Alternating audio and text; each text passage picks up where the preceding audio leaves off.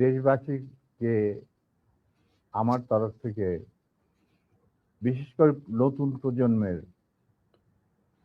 ছাত্র জনতা যারা ফ্যাসিবাদ বিরোধী আন্দোলনে আংশিক বিজয় অর্জন করেছেন, তাদেরকে আমি অভিনন্দন জানাই, সাথে লাল সালাম জানাচ্ছি। তবে বিপ্লব একটা সমাজে, যে কোনো রাষ্ট্রে একটি চলমান প্রক্রিয়া। সেই অর্থে তাদের বিজয় কিন্তু এখনো পুরোপুরি ভাবে অর্জিত হয়নি।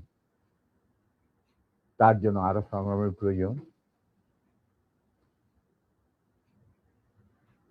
পুরোপুরি ভাবে অর্জন করার পর তাদের এমন একটা অবস্থানে থাকতে হবে যেখান থেকে তারা নীতি নির্ধারণ করতে পারবে। তাদের যে ইচ্ছা, চাহিদা, প্রত্যাশা, যার সাথে জনগণের প্রত্যাশা চাহিদা মিল রয়েছে, সেটা বাস্তবায়ন করার দায়িত্বটাও কিন্তু তাদের নিজেদেরই করতে হবে। তাদের দায়িত্ব অন্য কোনো মানুষ এসে করে দেবে না। সে যত বড় স্কলারই হোক,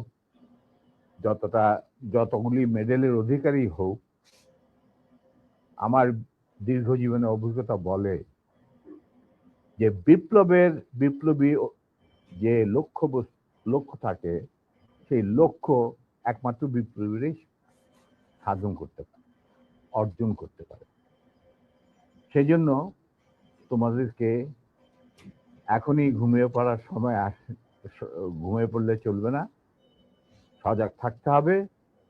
আগামী দিনে যত কঠিন সংগ্রামই হোক, সেই সংগ্রামে আল্লাহর উপর ভরসা করে তোমাদের যুদ্ধে ময়দানে পাথরের মতো, ইস্পাতের মতো লৌহ কঠিন প্রত্যয় নিয়ে দাঁড়াতে হবে যে আমরা এই সংগ্রামে জিতবই, বিপ্লবকে সফল করব, এবং জনগণ এবং তোমাদের যে আশা আকাঙ্ক্ষা, একটা সুখী সমৃদ্ধ বাংলাদেশ গড়ে তোলা। এই ভারতীয় সম্প্রসারণবাদী হিন্দুত্ববাদী ভারত, যার কবজায় আমরা প্রায় চলে গিয়েছি, সেই অবস্থান থেকে সেই ৭১ মতো আরেকটি স্বাধীনতা আমাদের অর্জন করতে হবে। তা না হলে তোমাদের বিপ্লব ব্যর্থতাই পর্যবেসিত। আমি এর বেশি কিছু আর বলতে চাই না স্যার। সরাসরি মানুষ এই 50 বছর যে প্রশ্নটা আপনাকে করার জন্য অপেক্ষায় আছে, আমি মনে করি 75 কেন হয়েছিল স্যার? ইলিয়াস, ৭৫-এ তোমার কি বয়স ছিল আমি জানি না, তবে আমার জন্ম হয় নাই স্যার। হ্যাঁ, তবে ৭৫-এ যে মুজিব ৭০-এর ইলেকশনের সময় ৭২-এর আগে, মানে ৭১-এর মুক্তি সংগ্রাম শুরু হওয়ার আগে ছিল, তার চরিত্র ছিল এক ভিন্ন প্রকৃতি। তিনি বাঙালি জাতীয়তাবাদের সংগ্রামে যথেষ্ট অবদান রেখেছেন।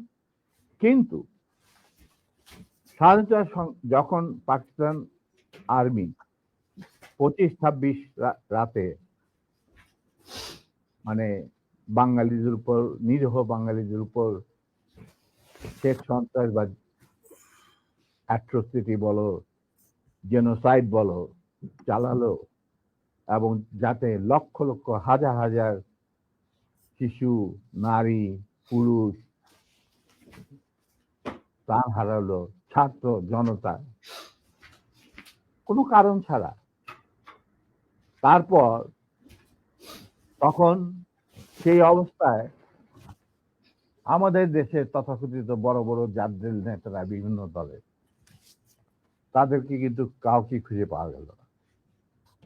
তারা তখন তাদের নিজেদের জীবন বাঁচিয়ে যার যার মতো জায়গায় চলে গেলেন। মুজিব স্বয়ং পাকিস্তান আর্মির কাছে ধরা দিলেন এবং তাদের সাথে একটা বন্দোবস্ত করে তার পরিবারের ভরণ পোষণের দায়িত্ব আর্মির হাতে তুলে দিয়ে তিনি পাকিস্তানে পাড়ি জমান।